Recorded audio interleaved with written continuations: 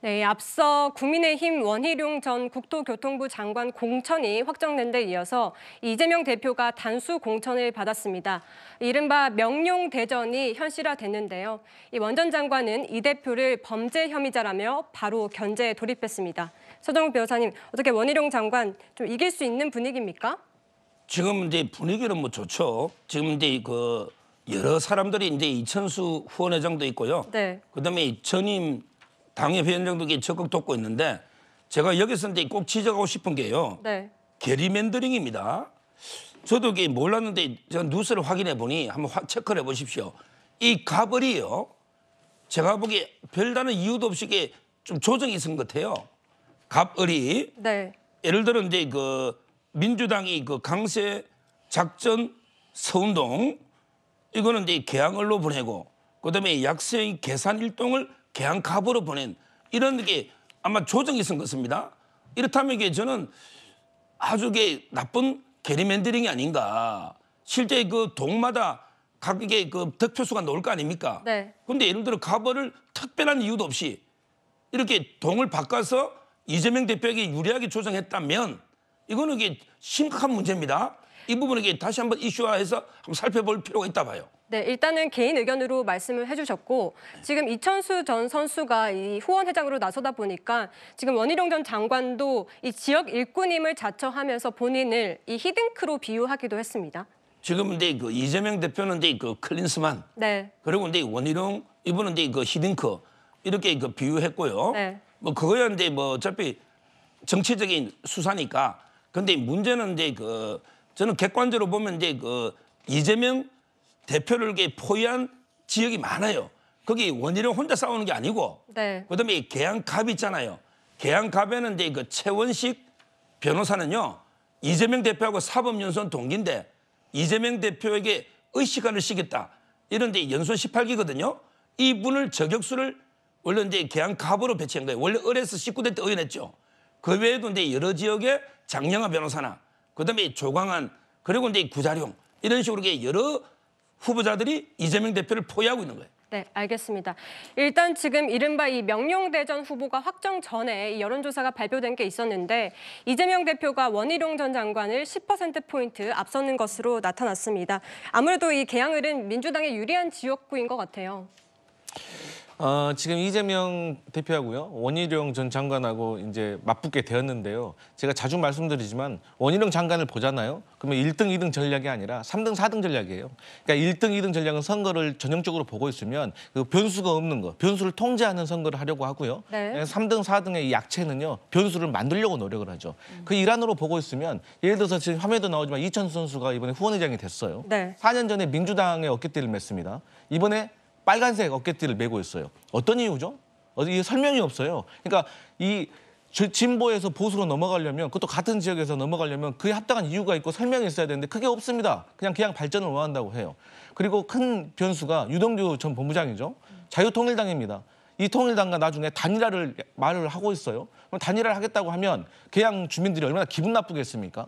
그리고 뭐 언론사 보도를 보니까 최근에 원희룡 장관이 지역구에서 선거운동을 하다가 조금 비난의 목소리를 들었다는 것도 있어요. 그만큼 민주당 세가 강한 개양을입니다. 그렇기 때문에 선거는 뭐 해봐야 알겠지만 결국에 모든 상황들이 어떤 이재명 대표는 본인의 확고한 표가 있는 반면 원희룡 장관 같은 경우는 표가 안 그래도 없는데 계속해서 나눠지고 변수가 생김으로 인해서 선거에 조금 불리한 양상으로 가지만 사자가 토끼 한 마리 잡을 때도 최선을 다해야 된다고 하잖아요. 그래서 이재명 대표 최선을 다해서 선거운동 해야 된다 이렇게 말씀드리겠습니다. 장현주 변호사님, 아까 보셨지만 지금 수도권 민심이 지금 심상치 않은 상황인데 아무래도 이 공천 잡음 때문이다 이런 분석을 저희가 앞전에 했잖아요. 네. 이런 상황에서 이재명 대표가 또 이 원하는 지역구, 지금 지역구에 이 단수 공천을 받았습니다. 여기에 대해서 이 지역구 민심은 어떻게 반응할 거라고 보십니까? 글쎄요, 뭐 당대표나 지도부가 공천을 받는 것 자체가 뭐 크게 이례적이다라고 보기는 어려울 것 같습니다. 물론 보시는 분들에 따라 판단은 다를 수 있겠지만요. 저는 적어도 이명박 공관위원장이 이야기한 것처럼 이재명 대표가 그 지역에서 점수 차이가 워낙 많이 났고 결국 단수 공천을 할 만한 기준에 맞았다라는 취지로 들리기는 합니다. 네. 그렇다라고 한다면 이재명 대표라고 해서 이 시스템 공천대로 공천을 받으면 되는 것이지 오히려 역차별이 된다라고 한다면 그것도 기준에 맞지 않는 거라고 생각이 듭니다. 그렇기 때문에 단수 공천을 받은 것이고 지금 앞서 이제 강성필 부위원장이 말씀 주신 것처럼 당연히 선거가 지금 현재 구도상에 유리하게 보이는 어떤 분석들이 있다고 하더라도 선거는 정말 절박한 마음으로 치러야 되는 것이거든요. 이재명 대표도 당연히 계양을 지역에서 절박하게 최선을 다해서 선거에 임할 것이라고 그렇게 생각이 듭니다. 네, 지금까지는 이 계양을 진보 정당의 텃밭으로 불린 만큼 이 이재명 대표에게 유리한 상황으로 보이는데 지금 이 원희룡 전 국토교통부 장관이 최근 지역구 유세 중에 밥맛 없다는 항의까지 들었다고 합니다. 현장 함께 보시죠. 우리 와! 안 받았겠다. 아, 저기 가요. 이거 알겠습니다. 아, 예. 자, 아이, 사장님 아무나 드리지 마요, 또. 왜 그래요? 기분 나쁘게. 알겠습니다. 아무나 드리지 마요. 아이고, 안녕하세요. 감사합니다. 원희룡 국토입니다. 안녕하세요. 이천수. 감사합니다. 민주당원이라도 악수할 수 있죠? 알겠습니다. 자, 수고하십시오. 제가 여기 출신이에요. 아버님만큼. 네.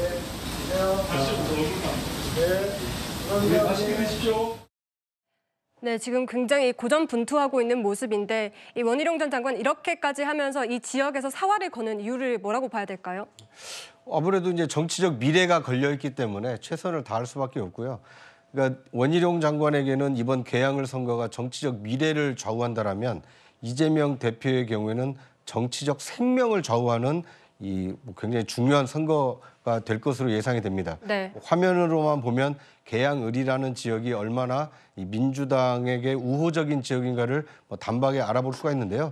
원희룡 장관이 이 단기 필마로 들어가긴 했습니다만 여전히 지역 여론은 민주당 강세가 유지가 되고 있고 앞으로 남은 선거 기간 동안 원 전 장관이 얼마나 많은 유권자의 표심을 바꿔놓느냐 이거에 따라서 이 계양을 선거의 판도가 달라질 수도 있고 아니면 그 과거처럼 그대로 유지가 될 수도 있기 때문에 앞으로 좀 지켜봐야 될 것 같습니다. 네, 강 의원님 지금 원희룡 전 장관 저렇게 열심히 지역구 활동을 하고 있는데 지금 이재명 대표도 여기서 선거운동을 해야 되지 않습니까? 지금 앞으로 다른 지역 선거운동에 나설 수 있을까요? 예, 이게 적절히 시간을 잘 배분을 해야겠죠. 그리고 또 앞으로 이제 저희 민주당의 선거 상황에 따라서 이재명 대표가 그 어떠한 결단을 내릴 수도 있는 거고요. 그다음에 지금 방금도 이제 원희룡 전 장관이 느꼈을 겁니다. 얼마나 계양의 주민의 어떤 분위기가 차가운지를. 근데 저는 개인적인 의견입니다만 우리 민주당원들이 꼭 그렇게 원희룡 장관의 문전박대까지 해야 될 필요가 있었나. 따뜻하게 악수해 주는 것도 오히려 우리 지지자들에게 더 힘이 되고 그게 이재명 대표에게 더 도움이 될 수 있다고 생각을 하고요. 어쨌든 원희룡 장관의 앞으로의 이제 본선이 가게 되면요. 전 장관, 국토부 장관이었지 않습니까? 네. 저 지역이 이제 인천의 그 전세 사기 피해가 아주 많은 곳이에요. 그렇기 때문에 그런 것들이 앞으로 선거 도중에 더 부각이 될 것이고 저는 개인적으로 궁금한 게 유동규 전 법무장관의 단일화를 어떻게 될 것인가. 자유통일당과 그 단일화에 대해서 우리 한동훈 비대위원장 법률가 출신인데 과연 상식적인 선에서 단일화를 이뤄낼 수 있을까 기대를 해보겠습니다.